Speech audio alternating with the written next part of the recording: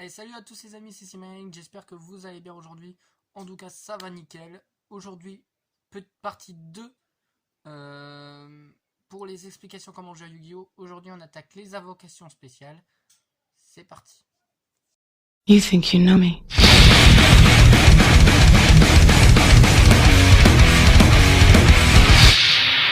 On this day, I see clearly everything is come to light. Comme je l'ai dit dans l'intro, on va faire la partie 2 de la série de vidéos comment débuter à Yu-Gi-Oh! Donc aujourd'hui, on va voir les invocations rituelles, les invocations fusion, les invocations synchro, les invocations Xyz et les invocations lien. Dans la troisième partie, nous verrons plus en détail les monstres pendules parce que c'est une partie qui est un peu compliquée. Il y a pas mal de choses à dire. Donc je préfère le faire en une partie à part. Je préfère faire les choses petit à petit selon votre méthode d'avancée. Donc là, on fait toutes les invocations générales, sauf les invocations pendules.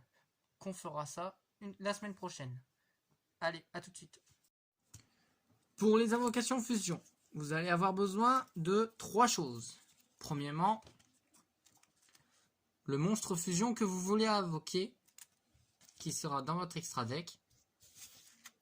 Deuxièmement, que ce soit sur la main ou sur le terrain, vos matériels et une carte qui permet de faire une fusion. Généralement la polymérisation.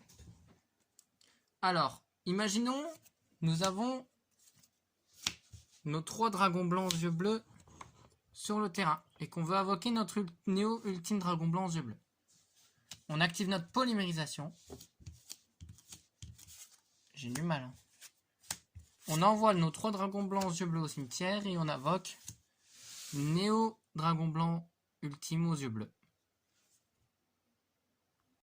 Chose qu'il faut faire extrêmement attention, c'est qu'on peut également faire une invocation fusion avec des cartes spécifiques qui nous permettent justement de faire de la fusion.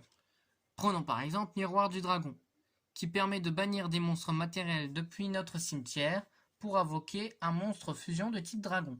Comme nous avons les 3 dragons blancs yeux bleus au cimetière, on peut activer cette carte, bannir nos 3 dragons blancs du cimetière et invoquer notre Néo Dragon Ultime aux yeux bleus.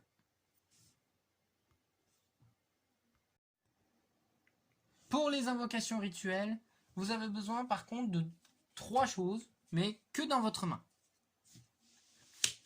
Vous avez besoin d'un monstre matériel pour une invocation rituelle, d'un monstre rituel et de la carte magie rituelle qui va avec. Comment faire une invocation rituelle efficace et correcte? Premièrement, pour voir déjà quelle carte magie rituelle il faut prendre dans un premier temps le monstre rituel en question. Et vous pouvez lire ici dessous qui peut être invoqué rituellement avec forme du chaos. Uniquement invocable rituellement. Donc, on a besoin de forme du chaos. Vu que le dragon du Chaos Max aux yeux bleus est de niveau 8, on va activer forme du chaos, que ce soit de notre main ou terrain. On va utiliser le dragon blanc aux yeux bleus qui est de niveau 8, ou plusieurs monstres tant que le niveau total des monstres est de 8. On envoie le dragon du coup au cimetière et on invoque depuis notre main le Chaos Max. Mais la forme de chaos nous permet également de bannir un dragon blanc aux yeux bleus du cimetière. Donc, si on a un dragon blanc aux yeux bleus dans la main et dans le cimetière, on peut directement, si on le souhaite, bannir un dragon blanc aux yeux bleus du cimetière. Chose à savoir aussi, si vous voulez invoquer rituellement un monstre rituel, vous pouvez également vous servir d'art du rituel avancé par exemple, pas obligatoirement la forme du chaos pour le Chaos Max. Je m'explique. Si vous utilisez art du rituel avancé, tant que vous avez ça dans votre main, vous n'avez qu'à envoyer un monstre normal depuis votre deck au cimetière, donc le dragon blanc aux yeux bleus qui est dans le deck, et invoquer rituellement notre dragon blanc Chaos Max aux yeux bleus de façon rituelle. Tout comme pour les monstres fusion et les invocations rituelles, les monstres synchro ont besoin également de 3 conditions. Un monstre synthoniseur, qui se lit ici dans l'effet de la carte, d'un monstre non synthoniseur quelconque et d'un monstre synchro. Le monstre synchro que nous voulons invoquer impérativement s'appelle le dragon argent aux yeux azur. Sa condition d'invocation demande un synthoniseur plus un monstre normal non synthoniseur, ou plus. C'est-à-dire que quand on veut invoquer par synchro, le monstre qu'on va utiliser qui sera considéré comme non synthoniseur peut être un seul, ou bien on peut en utiliser plusieurs. Cependant, le dragon argent aux yeux azur est de niveau 9. Il faut que le niveau des monstres qu'on va utiliser sur notre terrain pour une invocation synchro soit en total égal au nombre de niveaux du monstre synchro qu'on va invoquer. Je m'explique.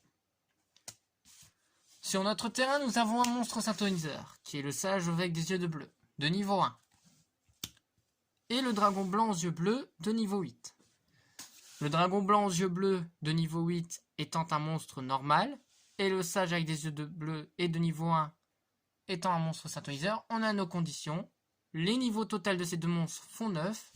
On peut les envoyer tous deux au cimetière et invoquer par synchro le dragon argent aux yeux azur. Pour les monstres Xyz, on a besoin de deux monstres de niveau identique et d'un monstre Xyz. Pour invoquer un monstre par Xyz, il nous faut sur notre terrain deux monstres de même niveau. Ensuite, la prison céleste de Sanafon demande deux monstres de niveau 8. Nous avons nos deux monstres de niveau 8 sur le terrain. On les superpose comme ceci. Et on invoque le monstre Xyz en question au-dessus.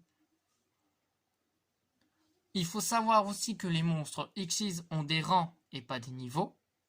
Et quand on veut faire son effet, selon la carte qu'on utilise, on va utiliser un matériel Xyz, donc les cartes qu'on a superposées, on en enlève un parmi les deux qu'on a utilisés, qu'on va envoyer au cimetière, et ensuite, on va pouvoir faire l'effet approprié. Mais attention, certains effets des monstres Xyz ne demandent pas de détacher des matériels. Faites très attention à ça. Pour invoquer un monstre lien, il y a deux façons.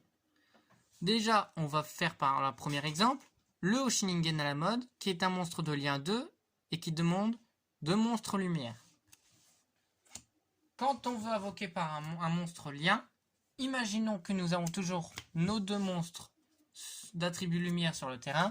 Normal, enfin un monstre normaux ou un monstre à effet avec, il n'y a pas été précisé. On va les envoyer au cimetière et invoquer obligatoirement dans la zone extra notre monstre lien. La deuxième façon d'invoquer un monstre lien est très simple. Utiliser un monstre lien pour invoquer un autre monstre lien. On va prendre le cas ici du dragon charge Borel, qui est de lien 4. Normalement, du coup, ça va demander 4 matériels. Cependant, il demande 3 monstres à effet, ou plus. Donc ça veut dire qu'on doit utiliser minimum 3 monstres à effet, et aussi que le nombre de monstres soit égaux aux monstres à 4. Je m'explique. Il y a deux façons qu'on peut faire ça. Soit on va utiliser 4 monstres à effet sur notre terrain. Dans ce cas, on les envoie tous 4 au cimetière et on invoque, toujours dans la zone extra, le dragon charge Borel. Ou bien, si nous avons notre Oshiningen à la mode, nous n'aurons qu'à utiliser l'Oshiningen à la mode qui compte comme 2 monstres vu qu'il est de lien 2 avec 2 autres monstres à effet, tout en les envoyant au cimetière. On les invoque toujours obligatoirement dans la zone extra. Si nous avons déjà notre charge Borel et que nous voulons invoquer un autre monstre lien, on reprend toujours l'exemple d'Oshiningen à la mode. Si nous avons 2 autres monstres lumière sur notre terrain, on fait la procédure pour une invocation lien, mais on les invoque dans ce cas dans la zone pointée d'un monstre lien qui est déjà présent sur notre terrain. Il se peut que l'adversaire joue un monstre lien ici et qui pointe sur notre terrain. Dans ce cas, on peut également invoquer un monstre lien sous cette pointe, tant qu'il pointe notre terrain. Aussi, il faut savoir que ça peut avoir des inconvénients parce que ça peut très bien jouer en votre faveur comme ça peut être en notre défaveur. Je m'explique. L'exemple celui qui arrive le plus souvent généralement, c'est d'affronter un deck salamandre grande et d'affronter un loup du soleil.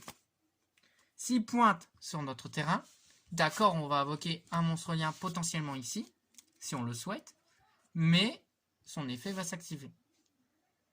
Mais il faut savoir aussi que c'est qu'une seule zone extra par joueur. Il y a aussi la procédure d'extra lien que je vais vous expliquer juste après. Une invocation lien dit extra lien se présente de cette façon. Donc, en faisant plusieurs invocations lien, que ce soit durant le même tour ou dans plusieurs tours, ça peut se présenter sous cette façon. C'est le seul et unique cas qu'on peut emprunter les 2 zones extra. Je m'explique. Dans une première zone, on va invoquer un monstre lien, puis avec un ou plusieurs monstres, on va invoquer un deuxième qui seront colliers. Donc collier, c'est quand 2 flèches se touchent. Qui ensuite, avec cette flèche, va encore être collié à un autre monstre, qui sera encore collié avec un autre monstre, et qui pointe directement la deuxième zone extra. Et à ce moment-là, on pourra invoquer le fameux monstre lien en question, à condition qu'il sera collier. On appelle cela de l'invocation extra lien. En sachant que s'il y a un monstre lien parmi les 2 qui sont dans les zones extra, on va pointer du côté adverse, on va appeler ça une invocation extra lien de façon normale. Tandis que si on va faire en sorte à ce qu'il n'y a pas de zone libérée dans la zone adverse, on appelle ça une invocation extra lock. Donc ça veut dire un verrouillage extra lien. Pourquoi? Parce que on a verrouillé les 2 zones extra, donc l'adversaire ne pourra pas invoquer de monstre lien, sauf s'il nous dégage nos monstres par des effets en question, ou par un combat. Et voilà les amis, cette partie 2 est déjà finie. La partie 3 arrivera la semaine prochaine et on attaquera les pendules, la plus grosse partie et la plus difficile qui soit. Mais en soi, ce sera uniquement clean. Donc, j'espère en tout cas que cette partie 2 vous aura plu. Si c'est le cas, comme d'habitude, le petit abonnement à la chaîne et la cloche de notification qui se mettra ici. En tout cas, prenez soin de vous les amis. Et s'il vous plaît, n'oubliez pas le petit pouce bleu et de mettre un petit commentaire pour me donner votre avis car ça me tient extrêmement à cœur. Prenez soin de vous les potes et puis faites attention avec le coronavirus en ce moment. Ciao.